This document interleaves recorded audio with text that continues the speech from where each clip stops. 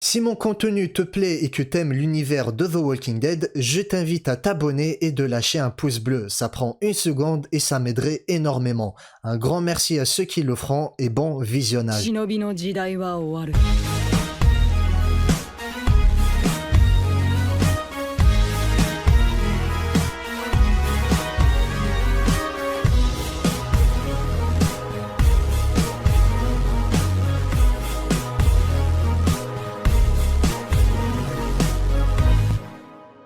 The Walking Dead, l'histoire d'un personnage nommé Rick Grimes, un shérif. Il serait...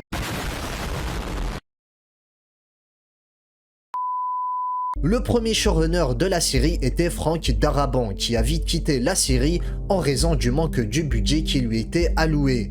Mais Frank Darabont est lui-même habitué à mettre de la politique dans ses films. C'est notamment ce qu'il avait fait dans The Mist, adapté du roman du même nom de Stephen King, en changeant la fin et en la rendant encore plus radicale.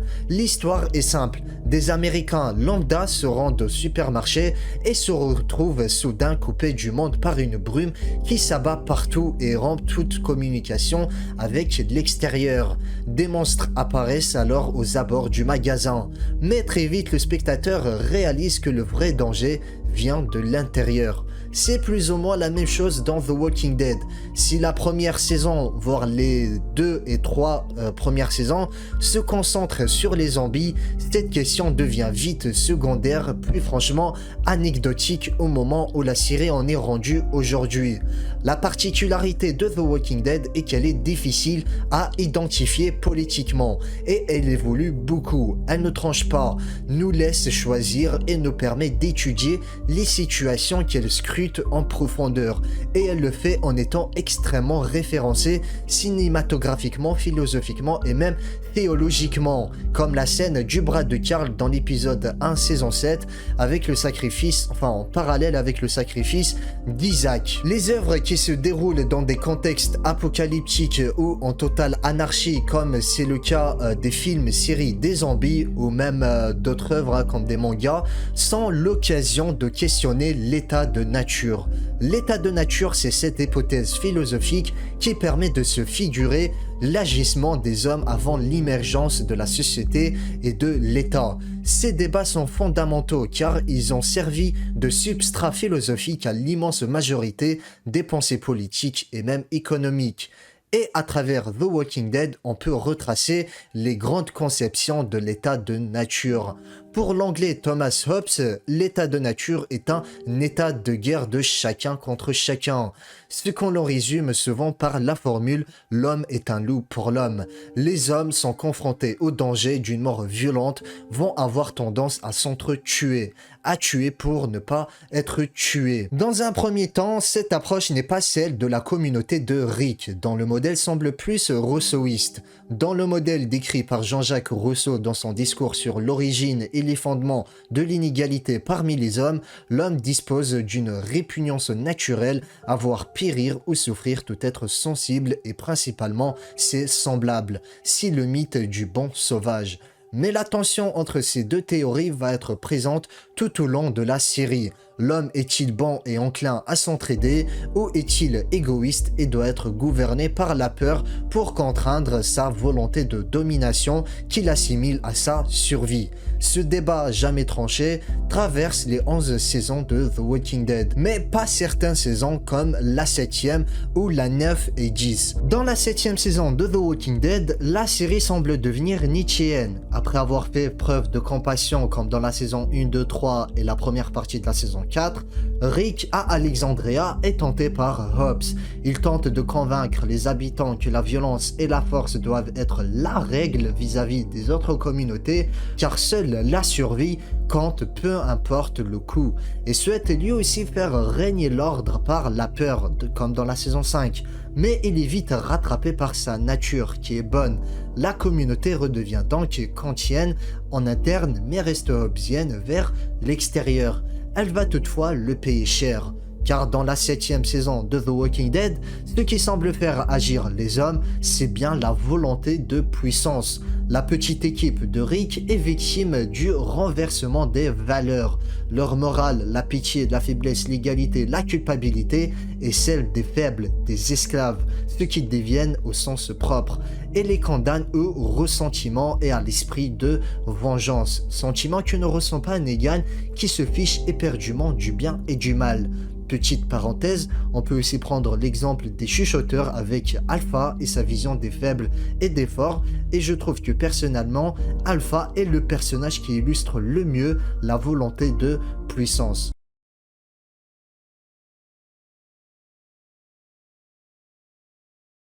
Dans un contexte de survie, la justice doit-elle être expéditive ou doit-elle préserver notre humanité? C'est toute la question que pose l'épisode 11 de la saison 2 où le groupe doit déterminer si un homme qu'ils ont sauvé et qui pourrait représenter une menace pour eux doit être exécuté ou non. Un débat est organisé qui n'est pas sans rappeler 12 hommes en colère et dans lequel le personnage de Dale est le seul à argumenter en faveur de l'humanité, de la civilisation et de la moralité. Mais la peur domine les autres membres du groupe et l'épisode nous montre le déclin de la moralité des individus lors d'un événement catastrophique. Doit-on s'armer et être en mesure de supprimer n'importe quel autre groupe de survivants ou, au contraire, l'union fait-elle la force?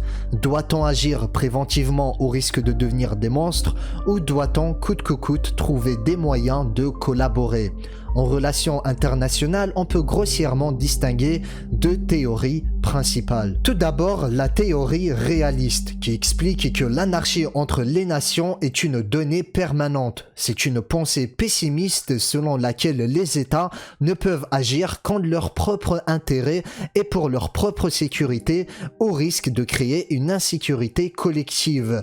Et nous avons la théorie libérale qui admet la réalité de l'anarchie mais pense que l'on peut s'en émanciper par la coopération et le droit international. De nouveau, la tension entre ces deux pensées est omniprésente dans The Walking Dead. Le groupe de Rick cherche à collaborer avec Alexandria, tandis que les femmes d'Oceanside, après avoir fait l'expérience de la barbarie de Negan, préfèrent tuer par prévention les personnes qui s'approchent de leur camp au cas où elles représentent une menace. Ce qui semble ressortir de The Walking Dead est plutôt la théorie réaliste. Si la démocratie, la paix kantienne est possible à l'intérieur des communautés, c'est bien l'anarchie violente et le rapport de force qui définissent les interactions entre elles à l'extérieur.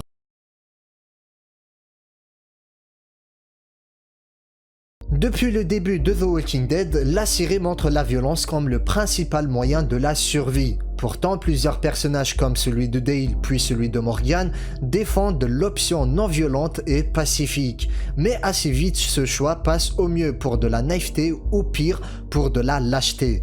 Ici aussi, The Walking Dead laisse les perspectives ouvertes. Morgan est un personnage instable qui change de personnalité après un traumatisme ou même parfois sans raison, donc les scénaristes semblent lui donner en partie raison lorsqu'il paraît parvenir à faire ressortir le bon dans un des W, un des groupes les plus sanguinaires et fous furieux de l'univers de la série. C'est cette idée rousseauiste que les hommes sont bons mais que c'est la société qui les courant. Sur la non-violence contrainte, celle de Rick collabore avec Negan. Les scénaristes s'abstiennent de juger, qui préfèrent la compréhension des motivations de tout un chacun au jugement moral peu instructif et peu source de réflexion. C'est aussi en cela que The Walking Dead est une série politique. Elle montre différents systèmes politiques avec chacun leurs défauts et leurs qualités. La démocratie serait la ferme d'Herschel et Alexandria, la dictature Woodbury du gouverneur, le totalitarisme, le sanctuaire de Negan, la monarchie, le royaume d'Ézéchiel et le matriarcat Oceanside. Les épisodes sont l'occasion de véritables cours de sciences politiques sur la formation des systèmes politiques, la légitimation des pouvoirs et la pérennisation ou non de ces modes d'organisation. C'est l'une des évolutions les plus marquées de la série et l'une des plus bienvenues. Alors que dans les premières saisons, les rôles sont atrocement genrés au point que cela soit difficilement supportable, un changement drastique des personnages féminins s'opère au fur et à mesure des saisons. Au début de la série, les femmes sont des mères et des ménagères parfois battues. Elles ne peuvent survivre que sous la protection de leurs hommes. Pourtant, petit à petit, les femmes s'affirment dans la série. Peu ou pas sexualisées, elles deviennent de véritables guerrières indépendantes, tout aussi capables que les hommes, tout aussi indispensables et à même de les protéger. On assiste même désormais à un retournement encore plus audacieux, à travers les femmes d'Oceanside ou encore Michonne qui prend le pouvoir d'Alexandria dans la saison 9 ou même Maggie à la colline pendant la saison 7. Plutôt dingue pour une série qui a commencé par se distinguer par son sexisme appuyé. On est alors obligé de constater que les clichés de The Walking Dead sont en fait des idéotypes qui sont déconstruits lorsque se recréent les rapports sociaux à l'aube de l'ère nouvelle qu'incarne l'apocalypse zombie. Le premier épisode de la saison 7 a été d'une violence psychologique, physique et graphique absolument insoutenable, au point qu'on laisse entendre qu'il pourrait expliquer une partie des grosses chutes d'audience de cette saison. Beaucoup ont été saturés par ce qui leur est apparu comme étant de la gratuité et de l'excès. Et pourtant, la complaisance dans la violence, c'est le hors-champ. Filmer la violence en gros plan, c'est montrer la barbarie pour ce qu'elle est, plutôt que de l'édulcorer sans cesse. Jean-Baptiste Fauré, spécialiste du cinéma américain, explique que jusqu'à La Horde sauvage, le cinéma hollywoodien ne filmait pas la violence, mais des individus violents. On appelait ça le régime de l'image-action, un régime dans lequel la violence était rattachée à des individus en particulier et s'exerçait à toute fin utile. Avec Sam Peckinpah, le cinéma américain bascule dans le régime de l'image-énergie et accède enfin à son essence. La distinction entre la bonne et la mauvaise violence s'effondre et fait place à une violence démotivée, incontrôlable et ontologique, afin d'affranchir de l'idéologie classique du cinéma hollywoodien classique qui l'a légitimé. Or, qu'y a-t-il de plus complaisant justement que de légitimer la violence, que de lui trouver des excuses et des motivations, à la manière d'un James Bond tuant des centaines de personnes sans verser une goutte de sang et avec l'approbation collective car il remplissait une mission. Depuis les années 70, on peut filmer la violence pour elle-même, du point de vue de son énergie, du climat qu'elle instaure et non pas de l'action individuelle ou collective qui la légitime. C'est exactement ce que fait l'épisode 1 de la saison 7. On le voit, les débats sur cette manière de représenter la violence n'ont jamais cessé. On pense à Tarantino ou bien Irréversible de Gaspard Noé. On reprochait à Noé la gratuité et le non-sens de sa violence alors même que l'essentialisation de cette violence est son sujet, pas la complaisance vis-à-vis de celle-ci. Dans les séries, la transition vers le régime de l'image-énergie s'est faite plus tardivement. Avec cet épisode, elle est définitivement achevée.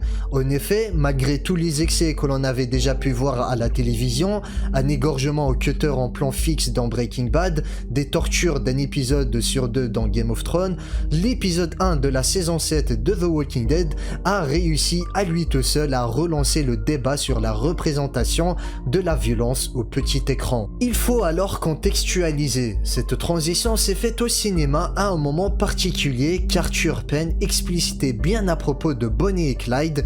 Il trouvait que le film était violent, mais à l'époque, chaque soir, nous voyions aux nouvelles des gens tués au Vietnam. Aujourd'hui, le contexte n'est plus le Vietnam, mais Daesh. Nous comprenons que oui, nous avons à nouveau passé un cap graphique dans la représentation de la violence. Face à cette ultra-violence omniprésente, la représentation de la violence, si elle se veut réaliste et toucher le spectateur, voire le traumatiser. Car une violence qui donne envie de vomir et non pas envie de manger du popcorn, c'est une violence qui est bien représentée et qui justement ne se complaît pas, ne peut plus être comme avant, elle ne peut plus être aseptisée. Ainsi, il est très difficile de dire si The Walking Dead est de droite ou de gauche, mais elle est assurément une série profondément politique, en ce qu'elle fait réfléchir à l'état de nature, aux conceptions de la justice, aux manières d'appréhender les relations internationales, aux différents modes d'organisation politique,